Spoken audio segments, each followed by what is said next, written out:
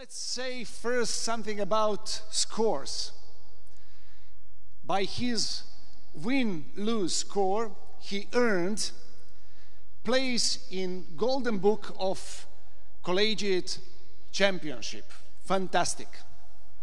Second, he raised a lot of players, between all, Steph Curry, but much more other players.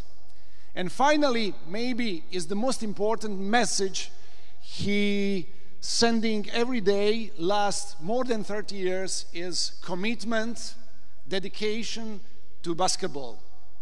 Thanks for everything you did, and thanks in advance for everything you will do. Thank you. No. Thank you. Thank you. Hey, come on, let me hear it.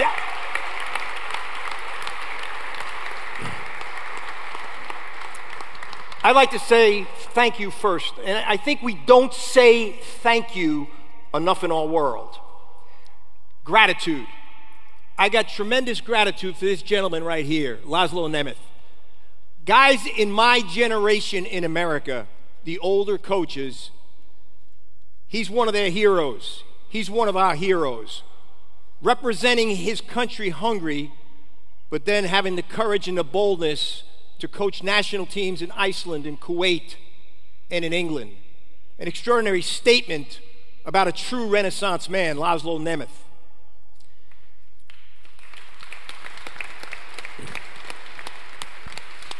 I'd also like to have a statement of gratitude to this gentleman right here.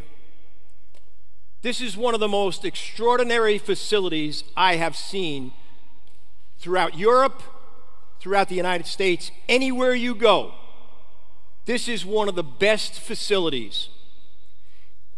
If I was in Europe as a father and I had a daughter or a son who was 12 or 13 or 14 years old, I would do everything in my power to get that son or that daughter to live in that dormitory, get coached by him and his people here, get treated by his physio staff, get treated by his weight and strength conditioning staff, because that would mean there would be a quest for excellence. And this here is a quest for excellence. And Hungary should be incredibly proud of what we have right here in this country that sets us apart from anywhere in the world. And I think Laszlo deserves a hand for that.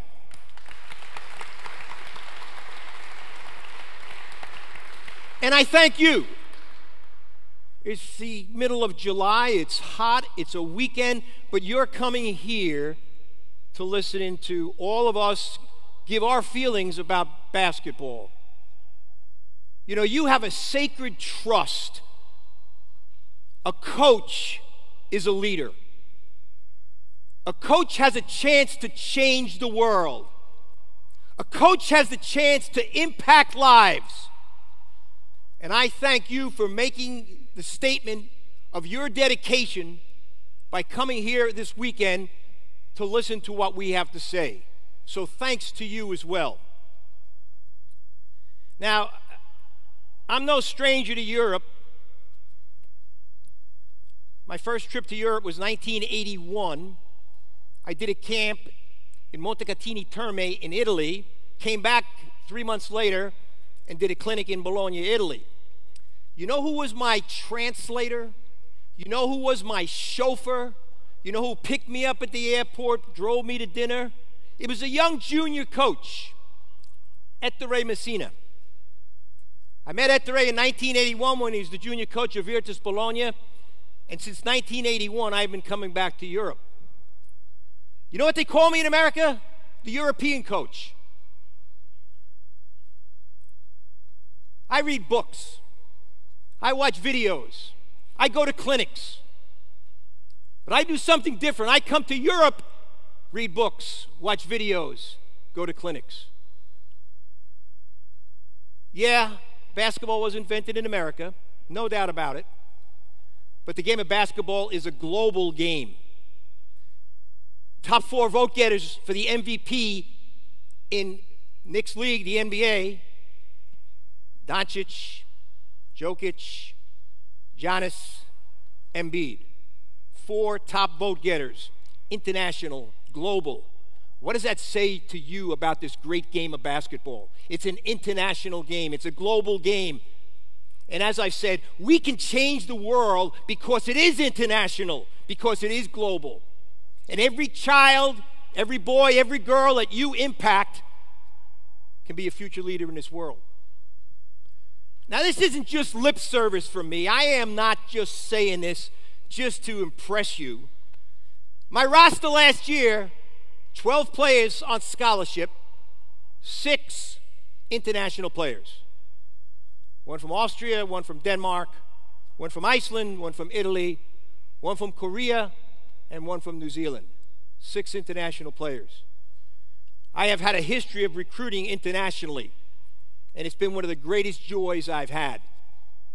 So I come here with great respect, gratitude and respect. I also come here to serve you. I am here to help you. And understand this, I am not an expert. I invented nothing. I created no magical offense. I have no secret ingredients for defense. Everything that I know about basketball has been taught to me. I have learned as a player and as a coach. I've been coaching for 50 years. I suspect many of you were still in diapers when I called my first time out. 50 years. 34 as an NCAA coach, 16 in high school. So I did everything. 1972 I started. The game was a lot different back then. Whoa. When I played, there was no three-point shot. When I played, did you know you could not dunk when I played college basketball? You were not allowed to dunk. So what did Lou Alcindor do? What did Kareem Abdul-Jabbar do because they took the dunk away? Sky hook. That's how he developed the sky hook, because he couldn't dunk. Isn't that a great statement about what this game can create?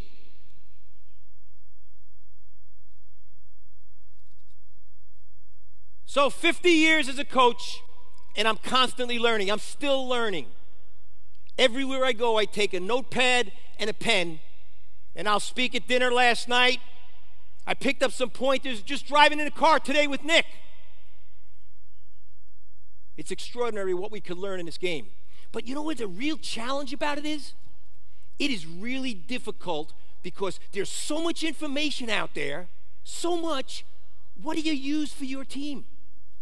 You have all of this information, book after book, video clip after video clip. What do you choose to be for your team? Well, it goes back to your philosophy, fundamentals. And I am going to be so freaking fundamental today, simple as can be. And I hope I don't disrespect you. I am not, this is my team. This is the way we do things. This is the way Stephen Curry learned. You think Stephen Curry's magical? You think Stephen Curry's, you ever seen Stephen Curry dunk? Raise your hand if you've seen Stephen Curry dunk. Holy Christmas. He can't. Stephen Curry's not a fly through the air dunker. Stephen Curry sets more screens than almost any guard in the NBA. Stephen Curry runs 2.5 to 3 miles a game with his cuts. And I loved the comments that Nick was making about changing defenses and the boxing one that he played on Stephen. You know, when Stephen was a junior, 3rd year playing for us, it was about the 6th game. We had just played Oklahoma with Griffin. Stephen was leading the country in scoring. 30 points a game. So we have a game against a team called Loyola, and they're going to play us at our gym. And this coach decides, I'm going to go down in history. I am going to go down in history by holding Steph Curry scoreless. 30 points a game, and this guy had this bold thing. So Nick talked about changing defenses and junk defenses. This coach played a triangle and 2 on Stephen Curry. 2 guys on Stephen. He looked like an Oreo cookie.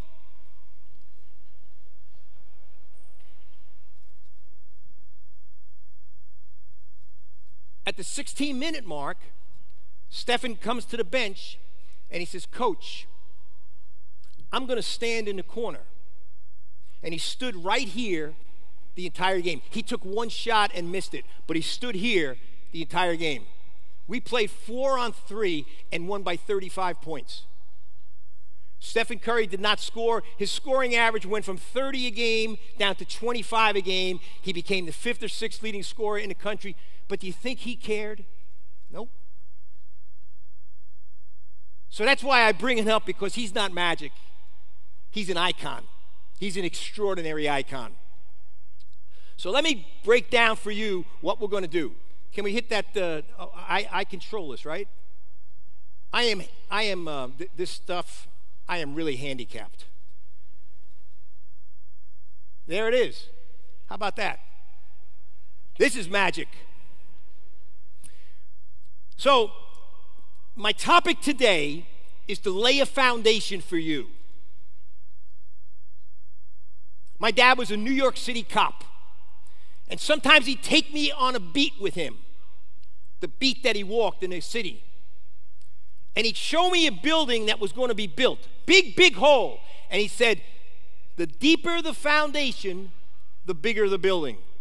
What a simple statement that is about life. The deeper the foundation, the bigger the building. Well, that's the way it is with a marriage. That's the way it is with being a parent. That's the way it is with coaching.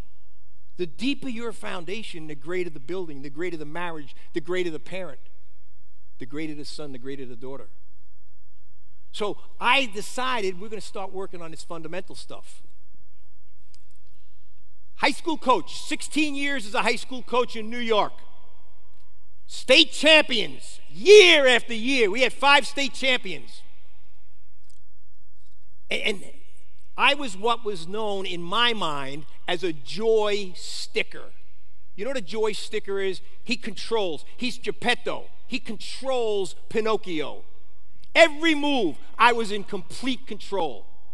I had great players. I had great players, and we beat everybody. So you know, dumb me, stupid me, I thought that it was my magical plays that won. It wasn't the players. It was me and those magic X's and O's that I was drawing. The joystick that I was using. Well, I got such a big reputation from winning that I moved from high school to Division I head coach.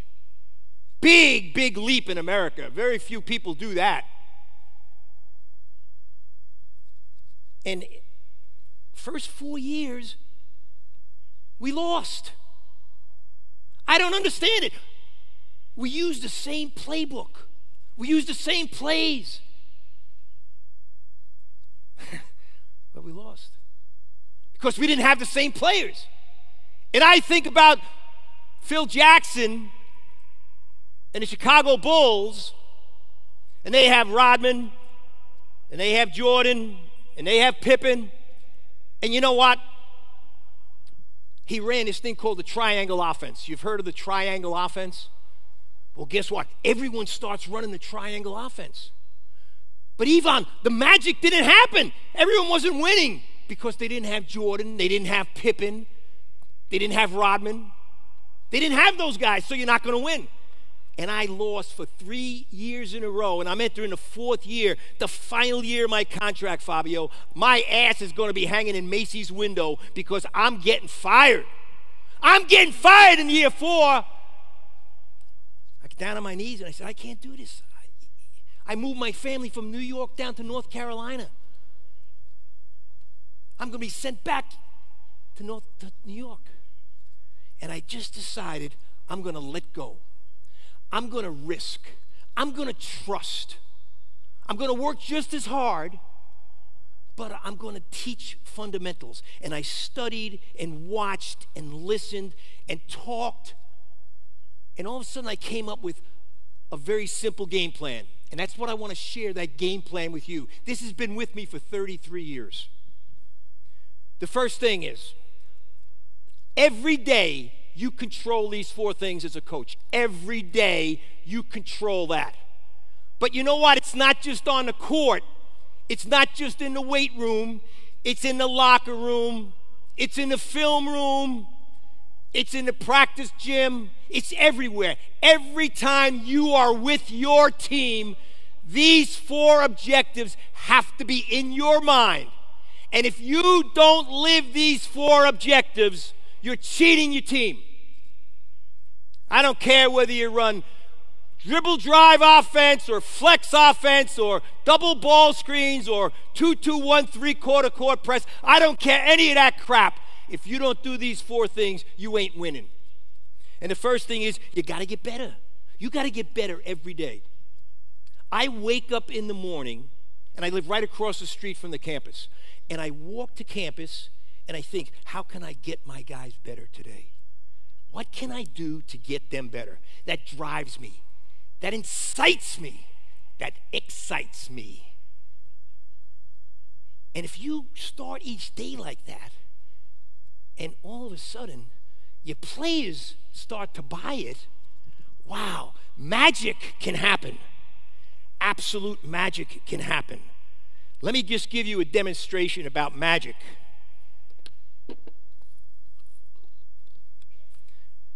I could not bring what we have in our gym. We have a glass pennies.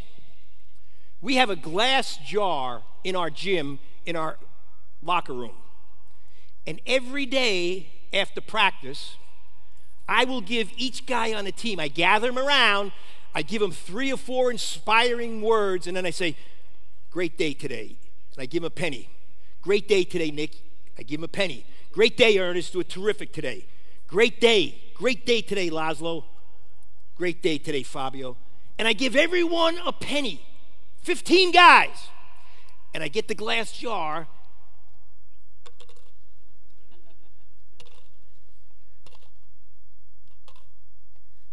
Now, if I do this every day, 15 pennies go in there. That can't buy you anything. But then, day after day, all of a sudden, it grows. Little by little.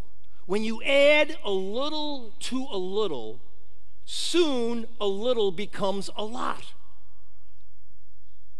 It's the silliest thing. But you know what would happen? At the end of some practices, I'd say, Fabio, you were a dog today. You don't deserve a penny. And Fabio would go, I want my penny. They would fight for a penny. And the whole theory was, get better. You've got to get better. But that's the hardest thing for this current culture to understand. Nick's got assistant coaches. Maybe they get the coffee. Maybe they cut video. Maybe they do extra individual instruction with players. But next month, they thought because they did that, they could be the head coach. That's what our culture teaches today. Rise to the top. Remote control. You know, we have these remote controls. Everyone wants to remote control their lives. Ba-bum, ba-bum. Oh, I don't like you. I'm going to get a new husband. Oh, I don't like you. I'm going to get a new wife. Remote control. That's what we do. And I'm not just talking basketball. I'm talking life. We are so demanding of being number one that we forget it's hard work to get there. Get better. Second thing, have fun. Now, I don't mean yuck, yuck, yuck, yuck, yuck. I'm sure you're just like me. You know, a guy's made a terrible play, and all of a sudden, oh, you can't be smiling about that. And I promise you this. Before every game, I psychologically convince myself, I brainwash myself, coach with joy. Don't coach with anger. And all of a sudden, the first possession of the game, the guy throws it into the stands, and all of a sudden, all of a sudden that anger is starting to surface. You've got to coach to have fun. Because you know what? If you have fun, your players are going to have fun. And it doesn't mean a lack of accountability. It doesn't mean a lack of discipline. What are you talking about then, coach? Guy falls down on the floor. 4 teammates better be going and running up and helping him up. Guy makes the foul shot. 4 teammates better be giving him love, patting him, touching him.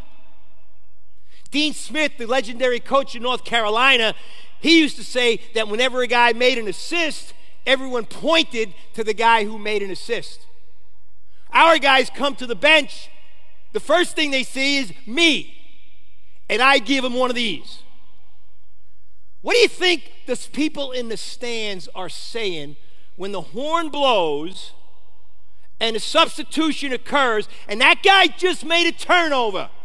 Oh, McKillop is taking him out because he turned it over. But then he walks to the bench and I have a smile on my face and I give him 5. I have brainwashed him into thinking, hey, it's okay. Let's have fun. I have brainwashed the crowd into thinking, oh, he's not really upset with him. He doesn't have a problem with him.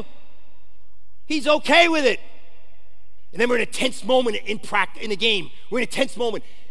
And Igor just screwed up big time. Hey, Igor, you'll get it next time. You get it. How do you think Igor is going to feel when I use those kind of words instead of, Igor, I can't believe you did that, Igor.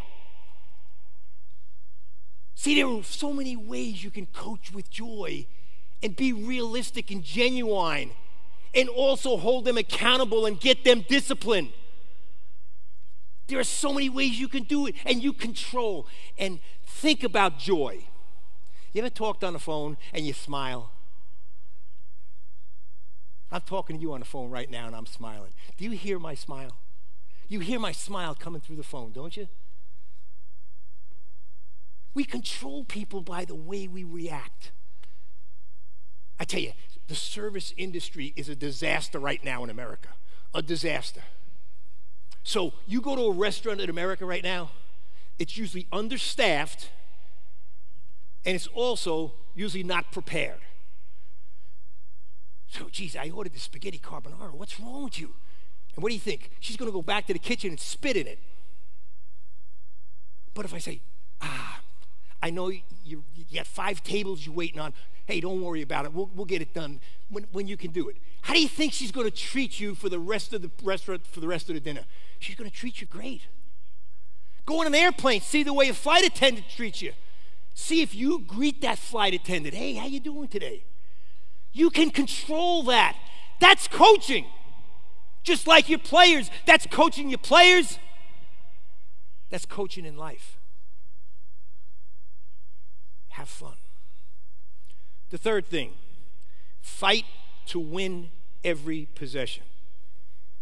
1992-93, we were up in Bormio playing in the Valtellina circuit, which used to be a great training ground for teams. I brought my Davidson team over to Bormio to play. It was in August. It was a summer exhibition, friendly game. And we played, I'm not sure if it was PAOK or it was Aris, but it was one of the Greek teams. And Giannis, Nick Gallis is on the team, and Giannis Giacomides, whatever his name is, on the team. And the end of the game, we tried to win the game with like a last-second play. That night in the restaurant, the Greek coach says to me, man, you really wanted to win. Well, damn right I wanted to win.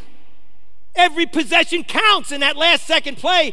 And I marveled how many times I would watch games, particularly in Europe, where at the end of the game it was, we're accepting it. It's over. Every possession counts. But you don't know which possession that is. And you got to fight to win every possession. You see the great tennis player, Djokovic. He fights every point. Every point he fights. That's what makes him great. Every point. He's not like that guy, the guy from Australia, the Greek guy from Australia.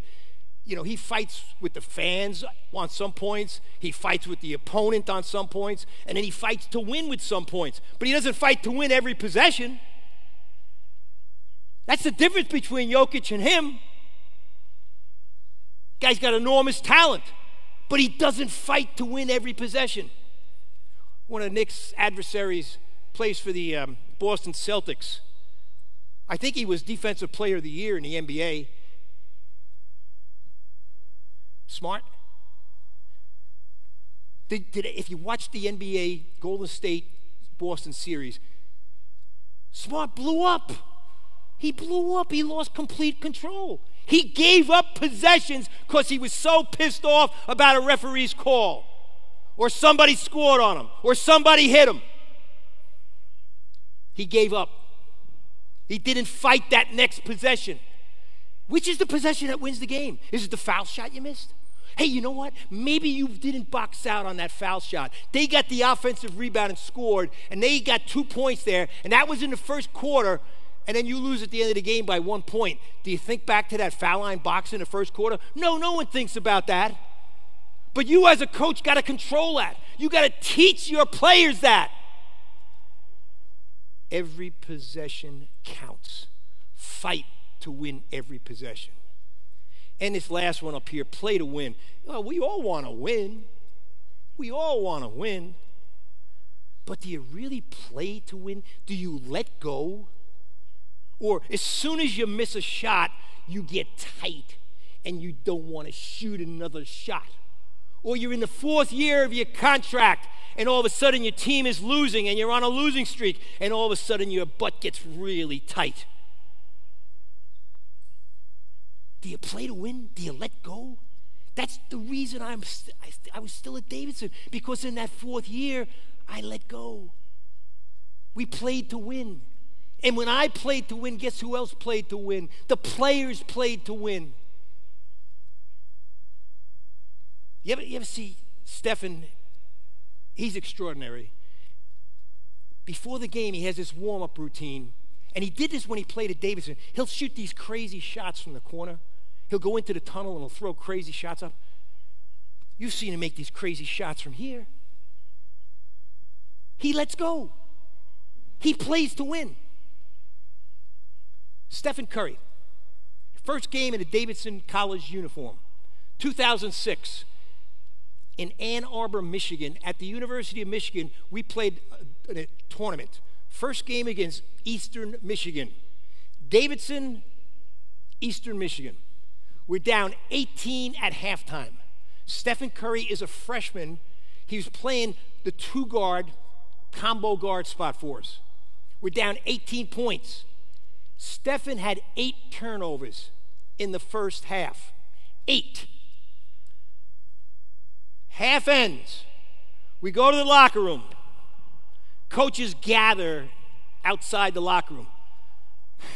We can't let Stephen play anymore. He's got 8 turnovers. They're up 18 points. They're getting run-out dunks. They're making threes in transition because he's giving them the ball. What are we going to do? What the heck are we going to do? Hey, the reason he's starting for us is because he's got great courage. The reason he's starting for us, he plays the next play. He never lets a bad play get into his head. He plays to win. If he misses a shot, he thinks he's making the next one. If he misses 5 shots, he thinks he's making the next one. So he decided to keep Stephen in the game. We keep Stephen in the game, and we come back and win the game in the second half. Stephen finished with 14 points. He had a double-double, 14 and 11. 14 points, 11 turnovers. Not the kind of double-double you want, but it was his first college game, and he had a double-double like that. And he said, and if you've seen interviews he's made about that particular event, he said that was one of the defining moments in my career because it taught me confidence. The coach had confidence in me. The coach trusted me. And incidentally, the next night we played the University of Michigan, big team. He had 30 points. And sort of a postscript to that, he's now interviewed. 30 points against Michigan as a freshman. You know what he says in the interview? I would like to thank Thomas Sander for screening for me. I would like to thank Max Paulus Goslin for getting the ball to me. I'd like to thank Jason Richards, who hit me with so many great passes. He complimented his teammates. He's an 18-year-old, baby-faced, skinny, young, no-shaven guy, and he's there telling everyone about his great teammates. Do you see that today? Do you see that today? When they took him out of the lineup and he went onto the bench and was the sixth man and let Jordan Poole become the starter after his injury? He's 33 years old. That happened when he was 18 years old. So don't tell me you can't impact people's lives. Don't tell me you don't influence them. What you do as a coach influences forever. That's the power you have. Every day you on our court, every day you're here, every day you're in the locker room, every day you're in the weight room, every day you're in the physio room, every day you're in a film room. Those should be your 4 objectives every day. Okay. Now we'll move beyond the daily objectives, and if I could find that magical weapon, I'd change this. Do you have that? Someone have that? Did I hit somebody with that?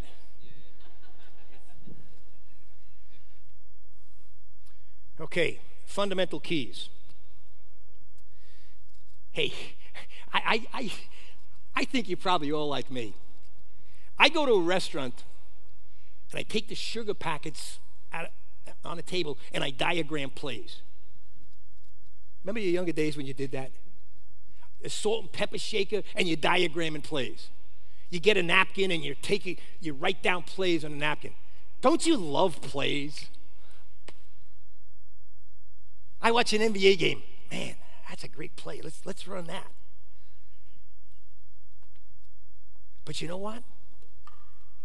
What happens when you don't have good players? You know what?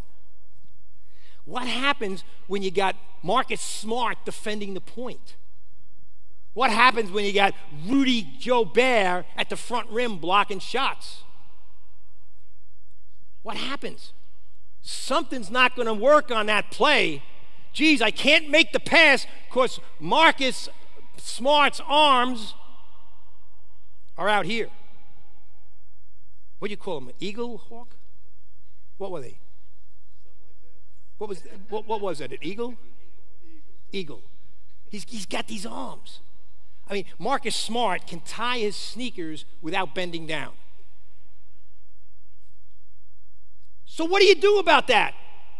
Well, I said that if I could find fundamentals that could apply to every situation, offense and defense, dead ball, live ball, out of bounds, transition, man or zone, pressure, late clock, early clock, beginning of the game, end of the game, if I could find fundamentals that apply to every one of those situations, that's what I'm going to teach.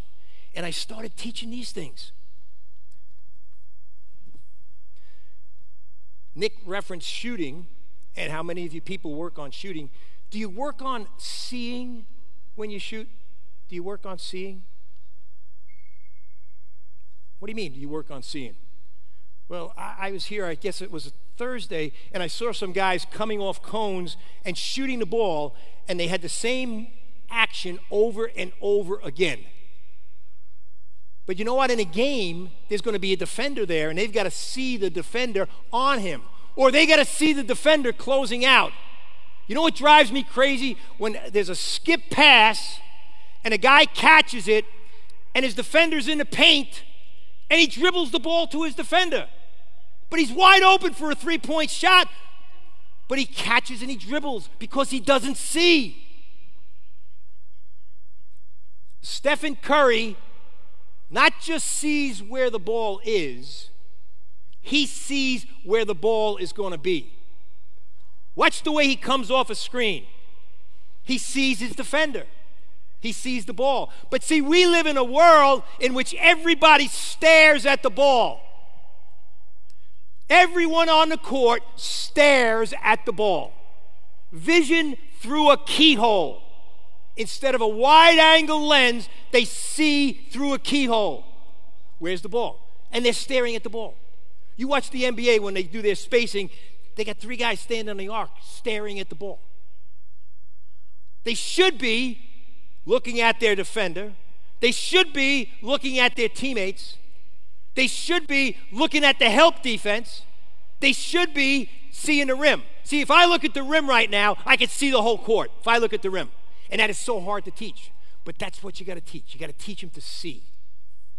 Second thing, talk. America is in chaos right now because the family no longer exists in America as it once did. Families don't talk. So families get split up. Families divorce. As a young boy growing up in the 50s and the 60s, every Sunday, dinner with the family. Monday through Saturday, dinner with the family. Now, we don't do that anymore because on Sunday, Dad's out golfing. Monday, Mom works at the grocery store, so she's working. Sister, she is at a swimming meet, so she's not there. So no one talks to anybody anymore. And then, if they're not talking because they're not there, when they're there, they're not talking because they're on the phone. I am so amused when I go into a restaurant and there's 4 people sitting at a table, a family, and 3 of them are on the phone. Texting, checking their emails, checking Twitter. Twitter, holy crap. We let that dictate our lives. We let that control who we are. We don't talk. And no surprise, we don't talk on a basketball court either. I got your help. Talk with your fist. I'm screening you. Talk with your eyes. Talk with your hands. You've got to talk. You see, if you talk, you're a team. And you know what happens when you start getting fatigued, when you start getting tired, when you start making mistakes, you talk even less. And you know the mistake a lot of coaches make? They say talk, talk, talk, but they don't say what you should say. They don't tell you the words to say. We have a simple word defensively. When I'm closing out on somebody, I always yell mine. M-I-N-E. Mine. When you hear that word mine, what do you think about? Ownership. So I am saying I got it. Hey, pretty good use of talk, huh? Pretty good use of talk. Mine.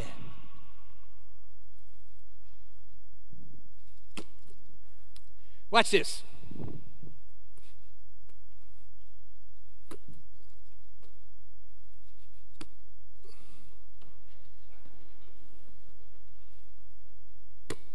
Three guys just passed me the ball, right? Did I ask them to pass me the ball? Yeah, I talk with my hands. How important is that? Wow. That is really important because you know what? I gave him a target. I come off a screen, I got a target. I'm in the post, I've got a target. I talk with my hands. Third thing, have an act. Again, I referenced what I saw here the other day. You had your guys coming off there, and this is what they did. They came off here, and they went like this, and then they went like that. It was a fake. If a fake looks like a fake, it's a fake. If a fake looks like a fake, it's a fake. You've got to make it look real, realistic. It's got to be real, genuine. So I say, instead of calling it a fake, call it an act. Act as if. Act as if. Let me tell you about acting as if. I become the headmaster of a school as well as the basketball coach. And I'm trying to grow my portfolio. I wanted to do television commentating. I also wanted to be the headmaster. I was a scout with the Utah Jazz, and I was a high school basketball coach. But I couldn't convince the TV station to hire me. So this is what I did. I put a jacket and tie on, got really buffed up, got an attaché case, beautiful attaché case. Had nothing in it, had an attaché case. Walked into the office, said, "Can I see Mr. So-and-so?" Secretary says, "Sure, sure." See, I looked like I was important. I had an act. I made it seem like I was important. He welcomes me into his office, and then he starts talking to me and gets to know me. One thing leads to another, and he says, "Hey, would you like to do some of the games on television for us?" Because I had an act. And that's what you got to do when you're giving your anger and you're trading it for joy and giving them a high five and you're smiling instead of just want to punch them. That's an act. But that's so critical. And it's the same way in basketball. You know, you come off here to catch the ball, and when you come off here and the defender's really close, Marcus Smart is really close, and he loves getting run-out dunks, so you throw your hands out. And Marcus Smart is in a denied position. He sees the hands go out, and he goes this way, and I back cut. I get the ball down here after an offensive rebound, and there's Rudy Gobert. And I go, as soon as I go like that, I squat. But when I squat, I go like that. And all of a sudden, Rudy Gobert flies through the air, and I shoot a layup. Those are the things you got to practice. Acting.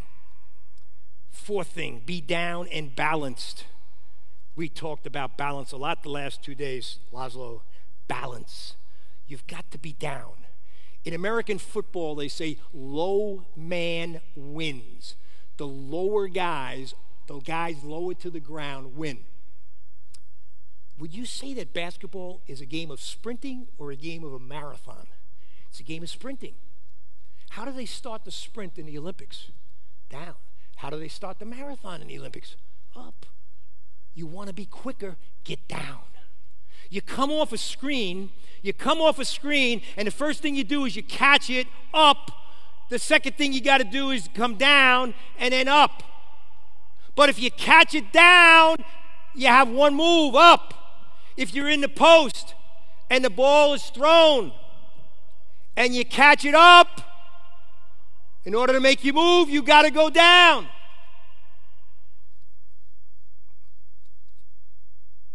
Be down. And you know what? When you're down, boom, it's tougher to hit you. It's tougher to knock you over when you're down.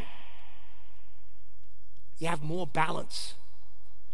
It drives me crazy how many turnovers there are because guys just dribble, and they jump in the air and they throw unbalanced passes. How many passes that are unbalanced lead to turnovers? How many shots that are unbalanced lead to misses?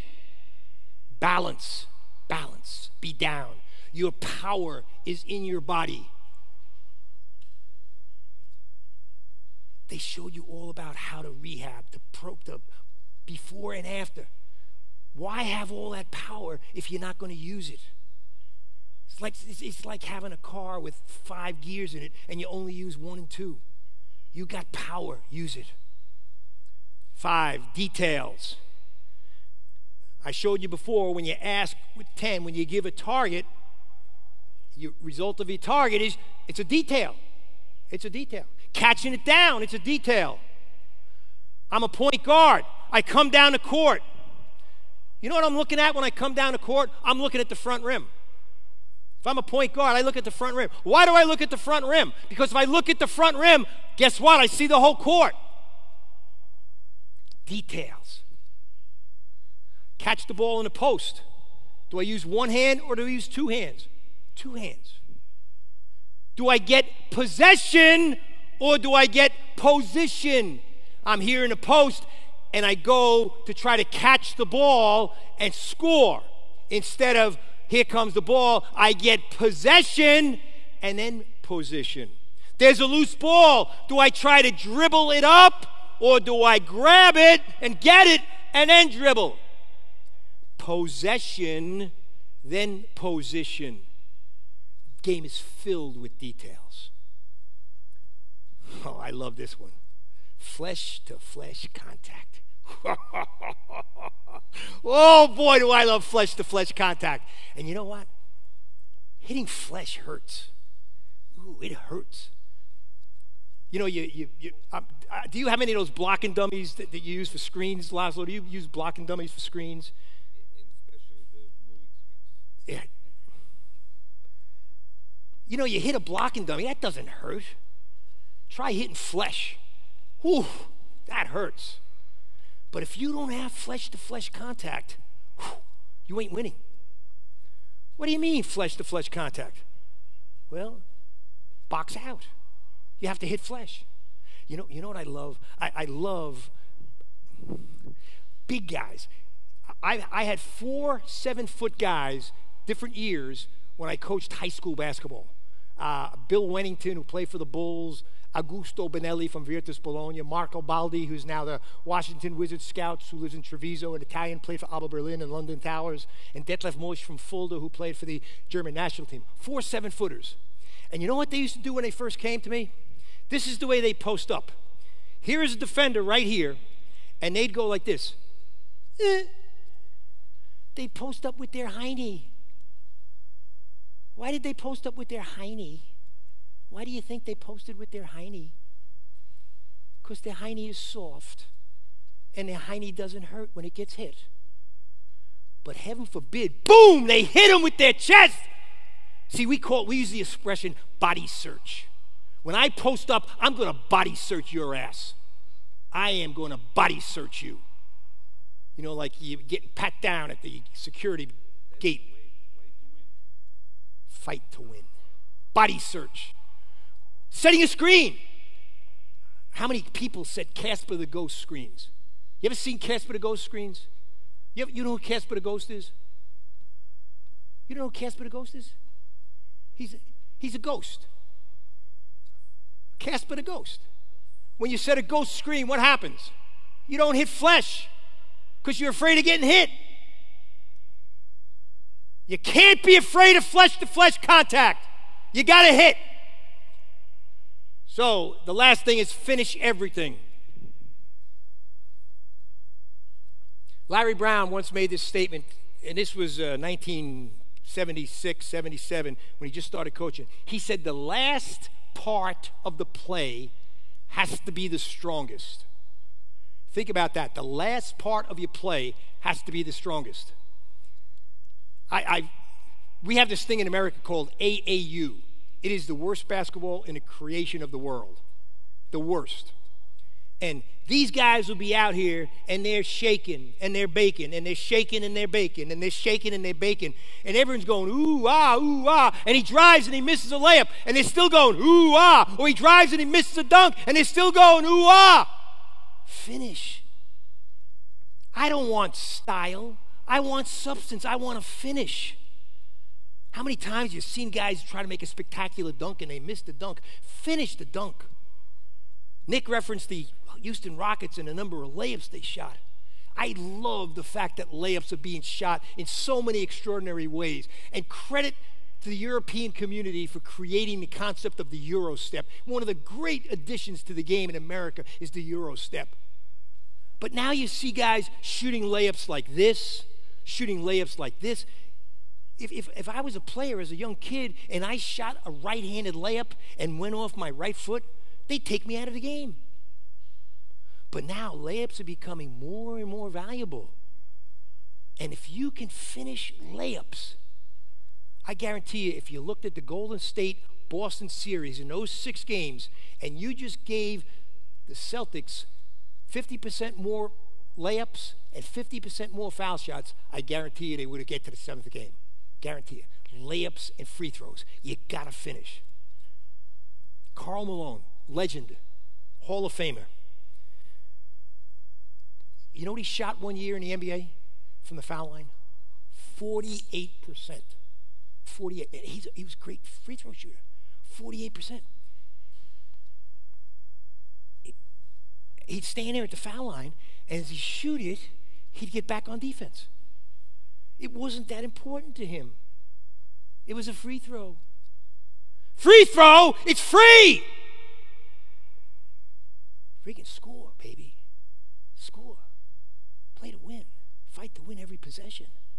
Finish. So there we got our fundamental keys. Now, I'm going to lead you into, what do we got here time-wise? How are we doing?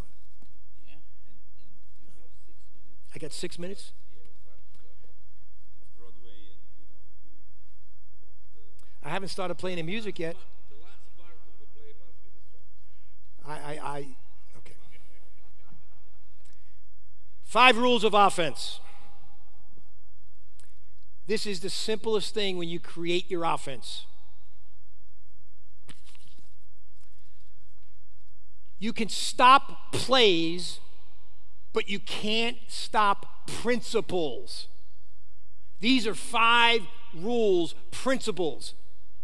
The first one, the game of basketball is a war for space.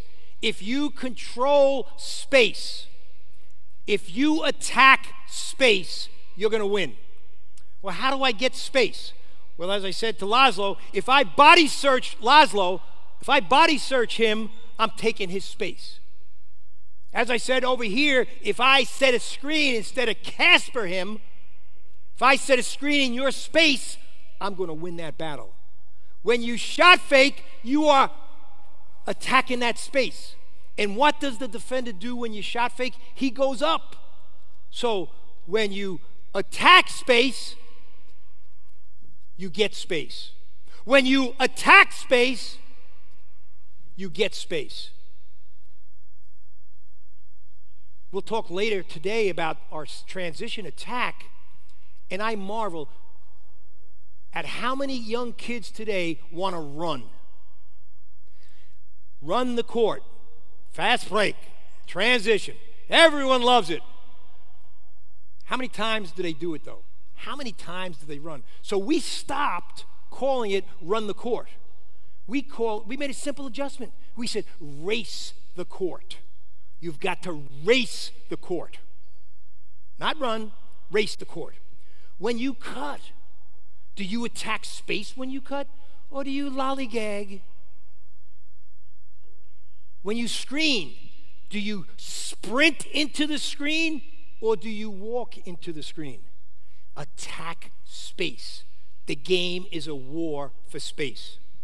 The second thing, and I swear in America this is the result of soccer, catch and see. You watch young Americans who are very bad in soccer, you watch them play soccer. 6-year-olds, 8-year-olds, 10-year-olds. Their parents are all standing on the sideline. They're running up and down the field, and you know what the parents are yelling? Kick it! Kick it! Kick it! Kick it! Kick it! And these kids are kicking the ball every time it comes anywhere near their foot. They kick it. Well, what does that have to do with basketball? Well, you watch a kid today in basketball, first thing he does when he catches the ball, he puts it on the floor. Catch and dribble instead of catch and see. You know, there's 4 other guys on the court, knucklehead. 4 other guys. How can you see them if you're going do? You can't. And now a screen is happening, and the screen occurs, but you're dribbling, and you can't throw the ball there. And then a post-up occurs, and the guy cuts. You can't throw it because you're dribbling, because you can't see. Catch and see. Oh, my goodness. There's nothing that drives me crazier than that. So you know what I do to our guys if they don't catch and see?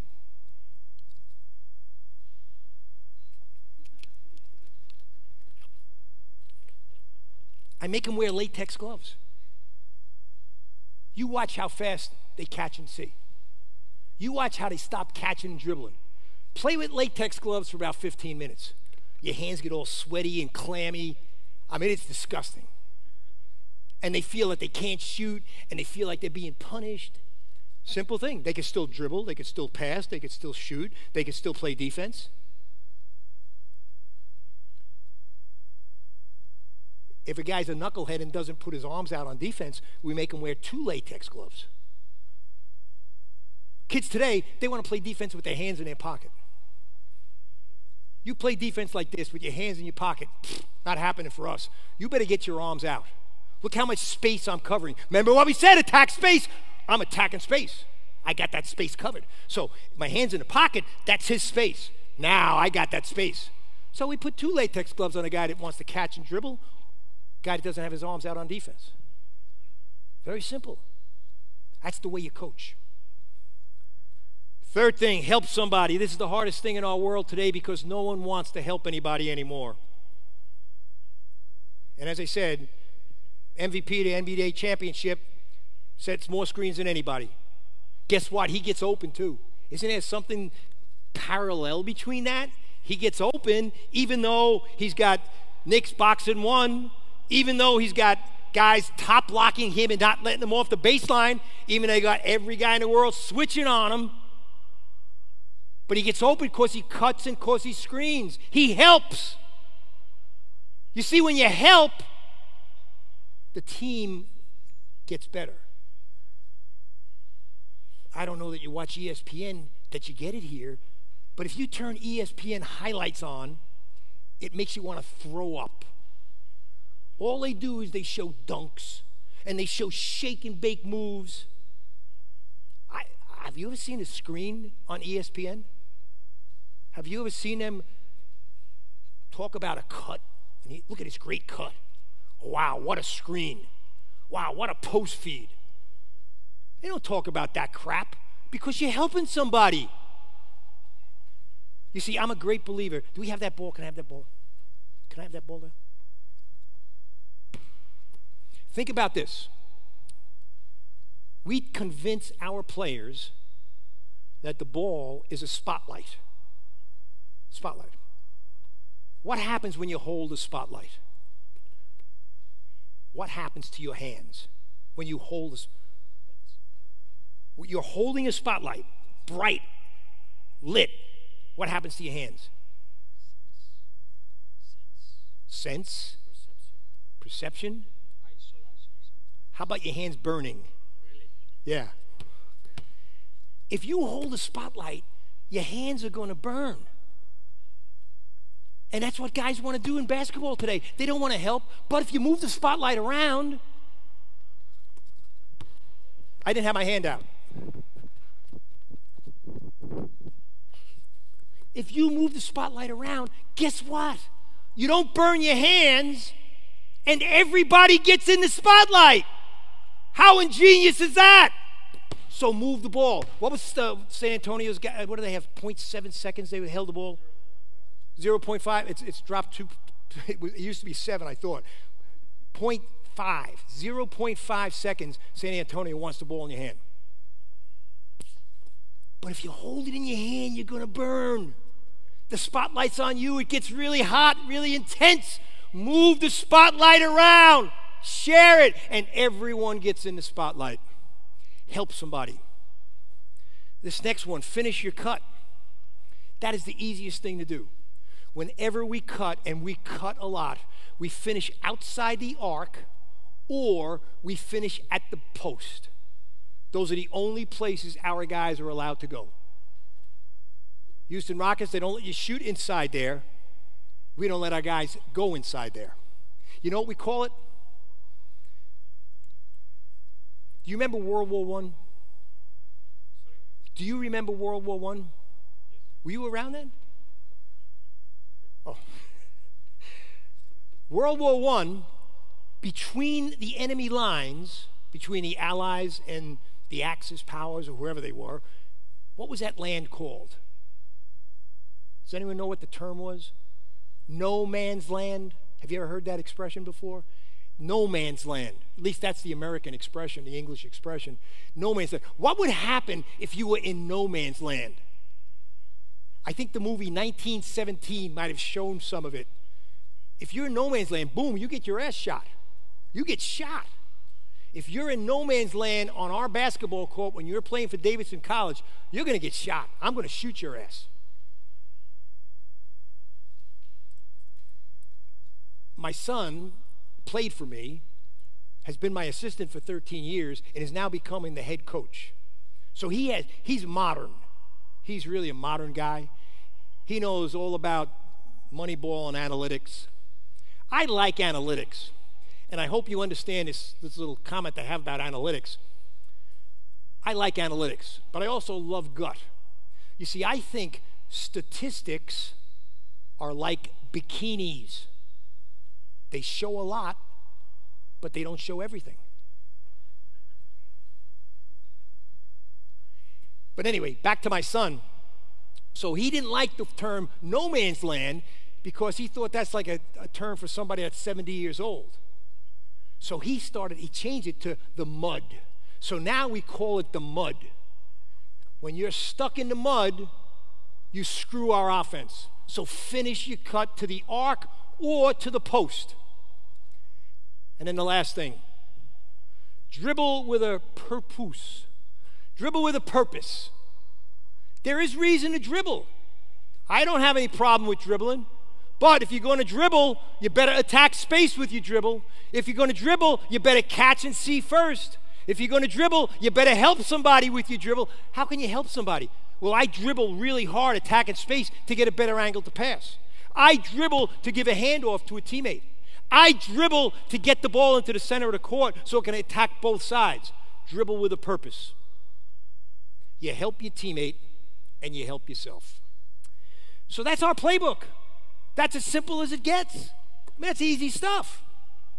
I guarantee you, you do this stuff with your team, you will have success. Guarantee you. Questions? Any questions on this stuff?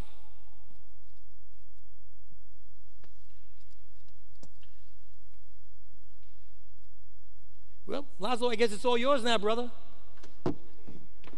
If not, thank you. Thank you very much.